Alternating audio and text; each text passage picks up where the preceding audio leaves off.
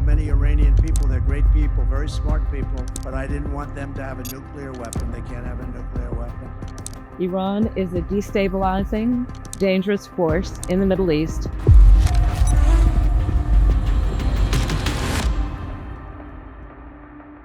يستخدم ملف الصراع بين إسرائيل وإيران والضربات المتبادلة بينهما داخل النسق الانتخابي الأمريكي أكثر في التجمعات الشرق أوسطية وفي التجمعات الأمريكية من أصول إيرانية. اهتمام الناخب الأمريكي يجب أن نتذكر يعتمد في مقامه الأول على الاقتصاد والضرائب والشؤون الداخلية.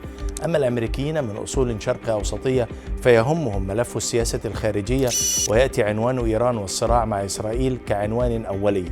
I think that Americans are acutely aware of what's going on over in the Middle East right now. I think that both the Democrats and the Republicans want to say that they are best equipped to be able to deal with this, but the reality is that there is only one person that has a track record of peace in the Middle East, and that's President Trump. I think the ongoing fighting in the Middle East between Israel and Gaza and also now in Lebanon is certainly going to be the subject, is going to be on the minds of voters, and the different campaigns are going to try to put it on the minds of voters, but only in certain areas, right? Particularly, I think, in Michigan, where there are a lot of, there's a disproportionately high number of Arab voters. They make up a huge part of the voting population, and in particular, they make up a huge part of what has traditionally been the coalition that Democrats have used to win Michigan. The Harris campaign has been very light on its substance of how it would approach Iran. It is publicly stated and carried through of what the Biden administration has done in supporting Israel's defense.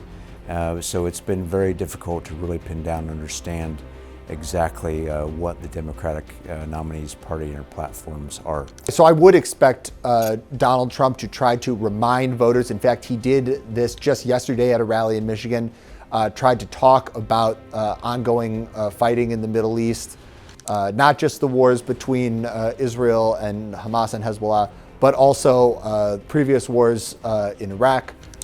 He talked about Kamala Harris and her campaigning with Liz Cheney, the daughter of Dick Cheney, who was vice president when the United States invaded Iraq. And so I think in small areas like that, not small areas, but certain areas, that's going to be a major focus.